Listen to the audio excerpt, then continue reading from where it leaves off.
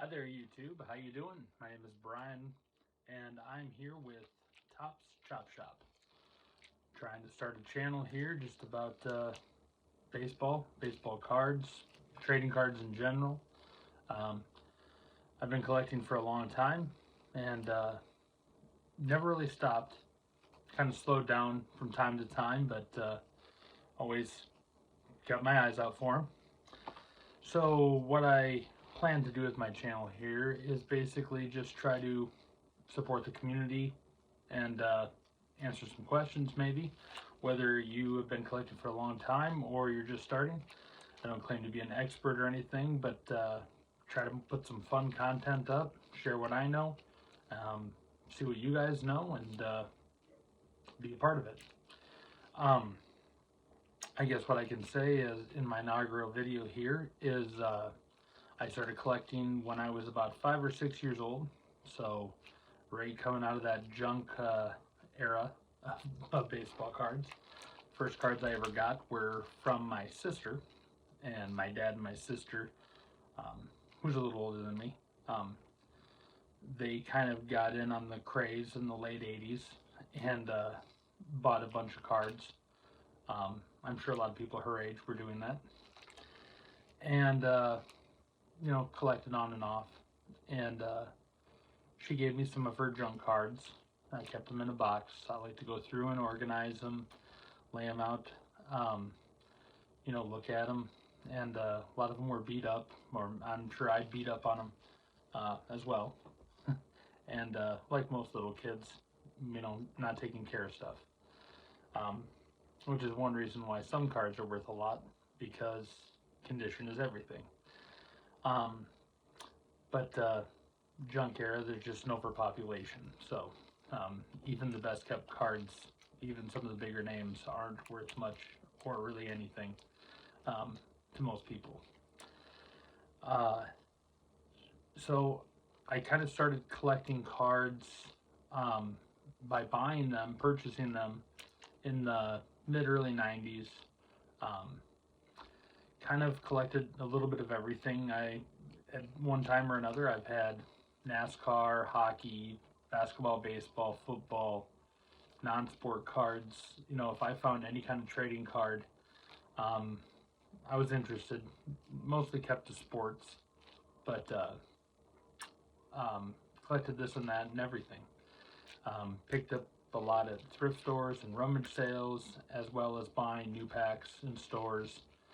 We didn't really have a sports card shop near us, but there were other retail stores that I remember growing up with my cousins and my dad going to pick them up. We'd occasionally go to shows or sports card shops when there was one in the neighborhood. And I've collected vintage and I've collected modern. I have a collection that spans a lot of years. So that's, been kind of a plethora all over the place. But as I got older, I kind of decided I was going to stick to just baseball. I tried to get rid of a few online and at shows, but I still have most of them, I would say.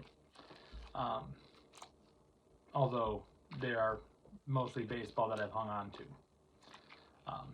As you can see from the hat, as well as some other stuff I have in the background.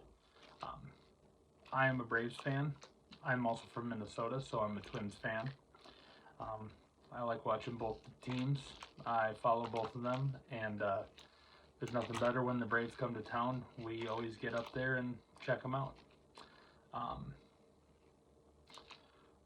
But I started out as a collector before I was a sports fan. My family never was into sports really, so I didn't grow up in that.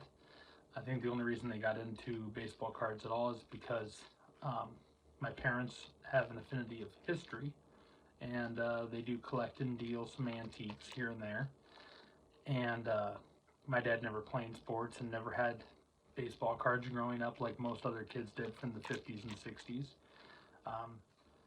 It was 86 when he bought his first baseball cards. And I I saw all my friends and their dads were really into sports, and the best way that I could keep up with them at school was by looking at the cards, seeing who was on what teams, the players, looking at the stats, trying to keep up with that way, and I just liked collecting. Eventually, I really got into baseball, and that's why I stick to baseball, um, because that's the sport that I enjoy to watch, and as well as play. Um, so basically, on this channel, I'll mostly be dealing with a lot of baseball cards, as not the other sports as much. But uh, we'll be covering different topics in the hobby, as well as the sports, to the cards, to the manufacturers, to the people who are in it, like you and I, who buy and sell, trade, collect, whatever it may be, whatever you like, whatever I like. There's a lot of other related subjects that are worth collecting, not just the cards themselves. And I will also be doing some opening. I got in early with breaking cards open. It's kind of what Dad and I like to do. Go buy some packs, open them up, see what was in there.